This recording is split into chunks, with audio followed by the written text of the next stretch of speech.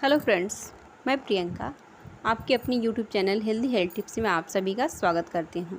आज हम बात करने वाले हैं प्रेगनेंसी के दौरान कौन कौन से ब्लड टेस्ट करवाने चाहिए। प्रेगनेंसी रुकने के बाद पहला ब्लड टेस्ट होगा बीटा HCG।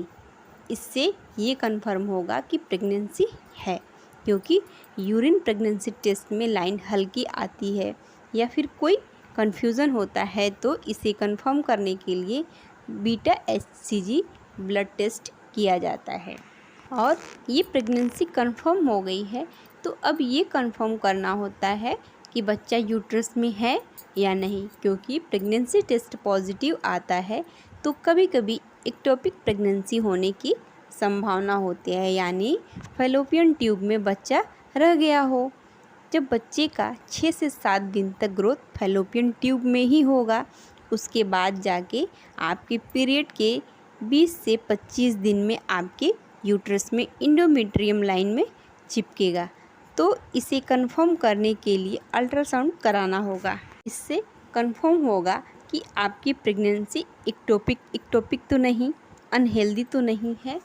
जब ये बात कंफर्म हो जाती है तो आपको बेसिक ब्लड टेस्ट कराने की होते हैं। वो कौन कौन से टेस्ट हैं, चलिए देखते हैं। तो हीमोग्लोबिन टेस्ट करवाना होता है, थायराइड प्रोफाइल करवाना होता है, HbSAg और HIV VDRL। बेसिकली इतने सारे टेस्ट आपको कराने रहते हैं। कभी कभी क्या होता है कि पहले आपको थायराइड नहीं था, लेकिन प्रेगनेंसी इंड्यूस थायराइड होता है तो इसकी ट्रीटमेंट चालू करनी पड़ती है। जेस्टेशनल डायबिटीज़ होता है, यानी पहले डायबिटीज़ नहीं था लेकिन प्रेगनेंसी इंड्यूस आपका शुगर बढ़ा हुआ होता है, इसलिए आपको ये सारे टेस्ट कराने पड़ते हैं। हीमोग्लोबिन होता है जो आपके अंदर कम होगा तो आपके बच्चे को भी न्यूट्रिशन कम मिलेगा। एनीमिया के चलते प्रेगनेंसी कॉम्प्लिकेशन बढ़ जाएंगे, तो हीमोग्लोबिन भी कराना ज़रूरी होता है। तो ये हो गए प्रेगनेंसी से पहले प्रेगनेंसी के पहले तिमाही में कौन से टेस्ट कराने ज़रूरी होते हैं। अब जान लेते हैं कि आपको हीमोग्लोबिन रिपीट कब कराना चाहिए। हीमोग्लोबिन टेस्ट हर 3 महीने में होता है, यानी हर ट्राइमेस्टर में होगा। और अगर आपको एनीमिया की प्रॉब्लम है तो ये टेस्ट EDD से पहले भी हो सकता है। अब यदि वहाँ पे हीमोग्लोबिन की कमी होती है तो आपको दवा लेनी पड़ती है।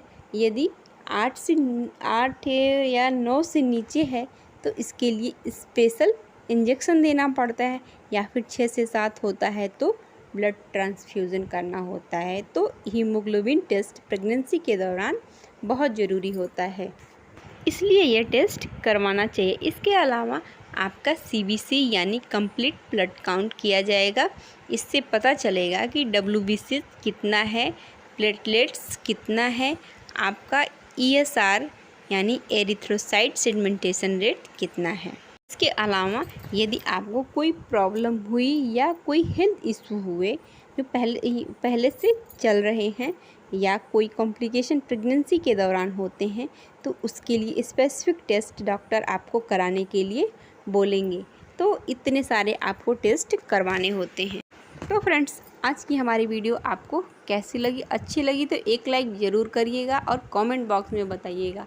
और अगर हमारे चैनल पे आप पहली बार होंगे तो सब्सक्राइब ज़रूर करिएगा और बेल आइकन को प्रेस करिएगा, ताकि हमारे सभी आने वाले नए वीडियो के नोटिफिकेशन आप तक जाते रहें।